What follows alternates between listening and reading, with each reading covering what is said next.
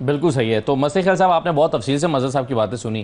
ڈس organized ہے party, تتر بتر ہے, آپس کی لڑائیاں چل رہی ہیں, ایک دوسرے پر الزامات ہیں, سیاسی کمیٹی کیا کر رہی ہے کچھ پتہ نہیں, یہ سب کیوں ہو رہا ہے؟ آپ مجھے موقع دیں گے اسد اللہ خان صاحب؟ بڑی ڈیٹیل کے ساتھ بات کی ہے. مظہر عباس صاحب بڑے جہاندیدہ اور ماشاءاللہ بڑے زیرک اور بڑی انہوں نے کی جمہوریت کے لیے اور رول آف لاء کے لیے اور آئین کے لیے قربانی ہیں, ہم ان کو سراہتے ہیں جی. اور ایسے لوگ مختلف ادوار میں انہوں نے جو جمہوریت کی خدمت کی ہے وہ ہمارے لیے ماتھے کا جومر ہیں.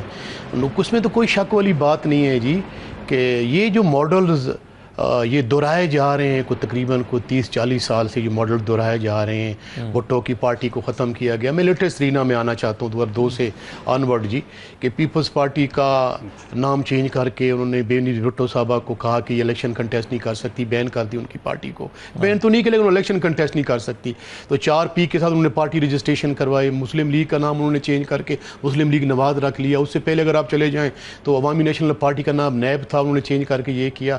اب ہمارے ساتھ یہ ہوا کہ اس دفعہ ہمارے ساتھ انہوں نے یہ کیا کہ اس سے بھی آگے چلے گئے جی, کہ کوڑے مارے گئے, لوگوں نے اپنے آپ کو جلایا, لوگوں نے قربانیاں دی, جو قید و بند کی صورتیں برداشت کی, خون اور آگ کے دریا گراز کر کے لوگوں نے اس وقت سیاست کی تھی. اس وقت سوشل میڈیا اور یہ جو آج کل آپ کے گیجٹس آ گئے اس انداز میں نہیں تھے. لیکن میں سمجھتا ہوں کہ جو PTI کے ورکرز کے ساتھ ظلم, جبر اور فسطائیت کی گئی ہے, یہ پچھلی اس دھرتی کی 300 سالہ ہسٹری میں نہیں اتنا ظلم روا رکھا گیا. تو اس کے باوجود ہمارا نشان چھینا گیا, پارٹی بین کی گئی, ہماری لیڈرشپ کو جو ہے وہ ورشن کر کے. ایسا کیا ہوا ہے جو باقی پارٹیز کے ساتھ نہیں ہوا؟ مطلب وہ بھی غلط ہوا ہوگا, یہ بھی غلط ہو رہا ہوگا, لیکن آپ یہ کہنا کہ جی آپ کے مطلب اس سے بڑھ کر شاید پیپلز پارٹی کے ساتھ 80 کی دہائی میں ہوا تھا. نہیں دیکھیں خان صاحب, میں کسی بھی دور کی تائید کرنا نہیں چاہتا. اور آپ کو تو دیکھیں ایج حاصل ہے کہ آپ کی 80-90 سیٹیں ہیں پارلیمنٹ کے اندر, اور باقی سب سیاسی جماعتوں کے ساتھ ہم جب کمپیریزن کرتے ہیں تو اتنی سیٹیں نون لیگ کی مشرف صاحب کے زمانے میں نہیں تھیں. ضیاء الحق کے زمانے میں پیپلز پارٹی کہاں تھی پارلیمنٹ میں؟ اوبیسلی وہ تو پارلیمنٹ نظام ہی نہیں تھا. پارلیمنٹ نظام. اگر آپ مجھے کہیں گے آپ کا پروگرام کم ہے, میں اتنی زیادہ آپ کو ایگزامپلز اور ایویڈنس سے بات کروں گا اور لاجک سے, کہ آپ کے سننے والے بھی جو وہ اس سے ضرور محظوظ ہوں گے. ان برے حالات میں جب ہماری لیڈرشپ کو بین کر دیا گیا, نشان چھین لیا گیا, ہماری جو بڑی لیڈرشپ تھی, قد کاٹ کے لوگ تھے, ان کو مار کے کوشن کر کے ظلم جبر کر کے پارٹی چھڑا دی گئی تھی. ہم انڈر 16 کے ساتھ میدان میں آئے جی. آپ نے دیکھا کہ پاکستان کی عوام نے ہمیں 180 سیٹوں سے نوازا, بڑا بھاری مینڈیٹ دیا, انہوں نے ہمارا چھین لیا. کوئی شک نہیں ہے کہ ہمارے لیے کوئی سیاست کرنے کے نارمل حالات نہیں ہیں. اب میں پارلیمنٹیرین ہوں جی, میں عوام کا منتخب نمائندہ ہوں, میں عوام کے ووٹ لے کے آیا ہوں.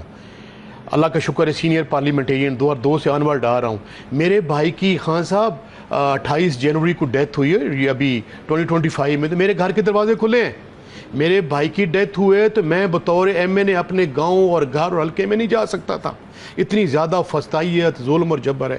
ان تمام چیزوں کو سمیٹتے ہوئے میں یہ کہنا چاہتا ہوں کہ جو بھی خان صاحب کے ساتھ لوگ اسمبلیز میں کھڑے ہیں, پارلیمان میں کھڑے ہیں, جو ان کے ورکرز ہیں, تمام تر فسطائیت انہیں احتجاج نہیں کرنے دیا جا, لیکن وہ ڈٹ کے کھڑے ہیں نظریے کے ساتھ, اصول کے ساتھ. بھائی جان, پارٹی تتر بتر یا پارٹی کا خمیازہ وہاں شرازہ بکھر جاتا ہے جہاں آپ اپنی آئیڈیالوجی کو چھوڑ دیتے ہیں. اگر آپ اپنی آئیڈیالوجی کو نہیں چھوڑیں گے, میں سمجھتا ہوں کہ یہ ہتھ کنڈے عارضی ہیں, یہ جبر عارضی ہے اور اس نے ختم ہونا ہے. اور آپ دیکھیں گے انشاءاللہ یہ حق اور سچ کی جو لڑائی ہے, اور انشاءاللہ تعالی حق جو ہے وہ سچ اور فتح والا. ایک سوال کا جواب شاید آپ تو نہیں دے سکتے لیکن مظہر عباس صاحب دے سکتے ہیں, اور وہ یہ ہے کہ کیا خان صاحب کی یہ ایک غلطی تھی کہ انہوں نے غیر سیاسی لوگوں کو اور ابھی بھی ہیں مظہر صاحب, تو مگر اس میں بھی ہم نے دیکھا کہ بڑی کنٹروورسی سے بھرپور ان کا دور رہا ہے. کبھی وہ بیرسٹر گوہر کے ساتھ پریس کانفرنس کے دوران بھیڑ گئے, اور کبھی عالیہ حمزہ پر انہوں نے جو ہے وہ لفظی گولہ باری کی. یہ سب کیمروں کے سامنے ہوا.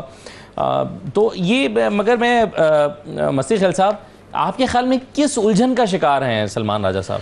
نہیں, سلمان راجہ صاحب بہت ڈیسنٹ, نیٹ اور کلین آدمی ہے, اور اس کی بڑی قربانیاں رول آف لاء کے لیے, جمہوریت کے لیے اور ہیومن رائٹس کے لیے, جیسے مظہر صاحب نے پورا ایک جو ہے وہ آپ کے سامنے اسکیچ پیش کیا ہے. تو میں سمجھتا ہوں کہ یہ جب ہماری لیڈرشپ ساری کو انہوں نے جناب بین کر دیا, لوگوں چھڑوا دیا پارٹی مار کے, تو خان صاحب نے ایز اے ٹرانزیشنل پیریڈ جو ہے وکلاء کو سامنے لایا کہ وکلاء جو ہیں وہ جائیں گے، ان کے خلاف فسطائیت ہوگی، ظلم ہوگا، تو وہ کالے کوٹ والے ہیں، کالی ٹائی والے ہیں، تو وہ اس کو اپنے مقدمے بہتر لڑ لیں گے جی، تو اس ڈیفینس اچھا کر لیں گے، اچھا ڈیفینس کر لیں گے۔ مجھے جو آپ لیٹسٹ آپ ذکر کر رہے ہیں، میں پولیٹیکل کمیٹی کا ممبر ہوں، میں آج بزی تھا، میری اسٹینڈنگ کمیٹی کی میٹنگ تھی تو میں اس میں بزی تھا اور میری کوئی فیملی انگیجمنٹس تھی۔ میں نے ابھی اپنے پولیٹیکل کمیٹی میں دیکھا کہ اس قسم کا کوئی میرے خیال میں کوئی ایشو راجہ صاحب کا نہیں ہوا۔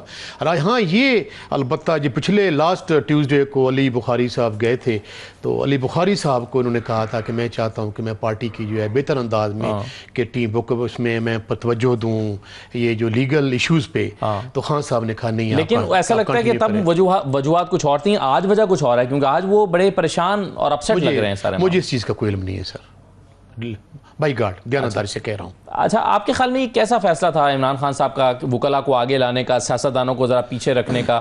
ظاہر ہے ان کا نقطہ نظر یہ تھا کہ وکلاء بہتر طریقے سے ڈیفینس کر سکتے ہیں، جیسے آپ نے خود بھی فرمایا، لیکن اس سے آپ نہیں سمجھتے کہ سیاسی تجربہ نہ ہونے کا بھی ایک نقصان ہوا ہے پارٹی کو؟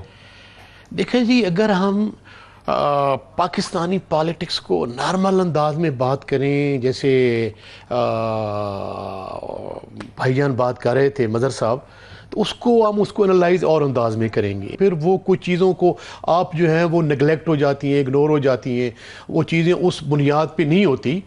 ہم ابھی فسطائیت کا شکار ہیں، ظلم جبر کا شکار ہیں۔ ابھی تک دیکھیں سپریم کورٹ کا فیصلہ نہیں مانا گیا، ہماری اسپیشل سیٹ کا جو لیکن ایک یہ سال پیٹرن دکھائی دیتا ہے، جیسے مظہر صاحب بہت تفصیل سے عثمان بزدار صاحب کی بات کر رہے تھے، اس وقت فسطائیت کا شکار نہیں تھے، بلکہ آپ جو ہے وہ منو سلوا اتر رہا تھا آپ کے آسمانوں سے، پھر بھی عثمان بزدار کا فیصلہ کیا گیا تھا۔ اس سے تو ایسا لگتا ہے کہ یہ عمران خان صاحب کا بیہیویئر۔ مظہر صاحب کی بات کو میں آگے بڑھاؤں گا۔ ذوالفقار علی بھٹو شہید نے جو اتنی بڑی بڑی لیڈرشپ کو ہٹا کے مصطفیٰ کھر کو ہٹایا چیف منسٹری سے، پھر اس نے حنیف رحمے کو لگا دیا۔